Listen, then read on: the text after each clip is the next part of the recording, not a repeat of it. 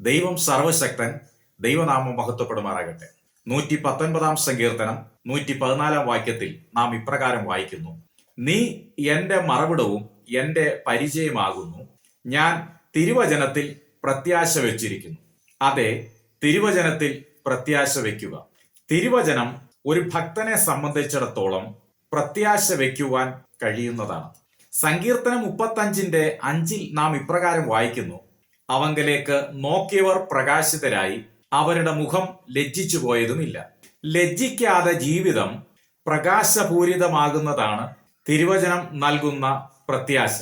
ഒരു ഭക്തനെ വൃക്ഷത്തോട് ഉപമിച്ചു പറഞ്ഞാൽ, യോബ് പറയുന്നത് പോലെ, ഒരു വൃക്ഷത്തിന് ഒരു പ്രത്യാശയുണ്ട്. അതിനെ വെട്ടിയാൽ പിന്നെയും പൊട്ടിക്കിളിർക്കും. പലപ്പോഴും വാക്കുകൾ കൊണ്ടും ജീവിത സാഹചര്യങ്ങൾ നിമിത്തവും വെട്ട് കൊണ്ട പോലത്തെ അവസ്ഥ ജീവിതത്തിൽ കടന്നു വരാം. എന്നാൽ അതിന്റെ നടുവിൽ ഒരു വൃക്ഷത്തെ പോലെ പ്രത്യാശ വയ്ക്കുക: ഇതിനു പിന്നാലെ എനിക്കൊരു പൊട്ടിക്കിളിർപ്പുണ്ട്. അതെ, എവിടെ വെട്ടുകൊണ്ടോ അവിടെ തന്നെ ഒരു പൊട്ടിക്കിളിർപ്പുണ്ടാകും. നാം തിരുവചനത്തിൽ പ്രത്യാശ വെച്ചാൽ മാത്രം മതി.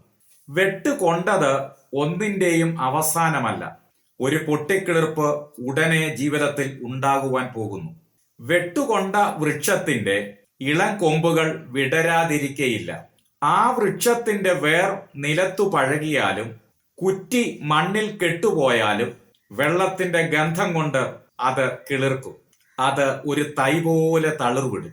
ഒരു വൃക്ഷത്തെ പോലെ വെട്ടുകൊണ്ട അവസ്ഥയിൽ ഇരുന്നു കൊണ്ടാണ് ഈ തിരുവചനം കേൾക്കുന്നതെങ്കിൽ നിശ്ചയമായും ജീവിതത്തിൽ ഒരു നല്ല കാലം വരും. നമ്മെ വെട്ടിയവരുടെ മുമ്പിൽ, നമ്മുടെ ശുശ്രൂഷയിൽ നമ്മെ നിന്ദിച്ചവരുടെ മുമ്പിൽ, നമ്മെ വിധി എഴുതിയവരുടെ മുൻപിൽ, നമ്മുടെ തകർച്ച കണ്ട് സന്തോഷിച്ചവരുടെ മുൻപിൽ, നമ്മൾക്ക് എതിരെ സംസാരിച്ചവരുടെ മുൻപിൽ തന്നെ ദൈവം ഒരു കിളിർപ്പ് തരും. ഇയ്യോബിനെ കുറിച്ച് പഠിക്കുമ്പോൾ, ഇയ്യോബ് തന്റെ ജീവിതത്തിൽ ഒരുപാട് നഷ്ടങ്ങൾ അഭിമുഖീകരിച്ച വ്യക്തിയാണ്. എന്നാൽ താൻ തന്റെ നഷ്ടങ്ങളുടെ വലിപ്പം കണ്ട് നിരാശപ്പെടാതെ തിരുവചനത്തിൽ പ്രത്യാശ വെച്ചു. യഹോവ അവന്റെ സ്ഥിതിക്ക് ഭേദം വരുത്തി.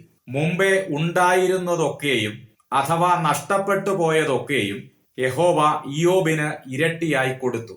മുമ്പേ ഉണ്ടായ നഷ്ടങ്ങളെ നികത്തി സ്ഥിതിക്ക് ഭേദം വരുത്തി.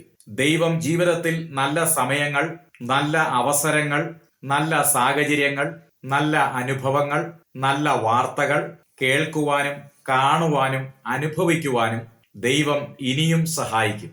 അതിനായി നാം തിരുവചനത്തിൽ പ്രത്യാശയുള്ളവരായി ജീവിക്കുക. ആമേൻ. ഈ വചനങ്ങളാൽ ദൈവം നമ്മെ ഏവരെയും അനുഗ്രഹിക്കുമാറാകട്ടെ.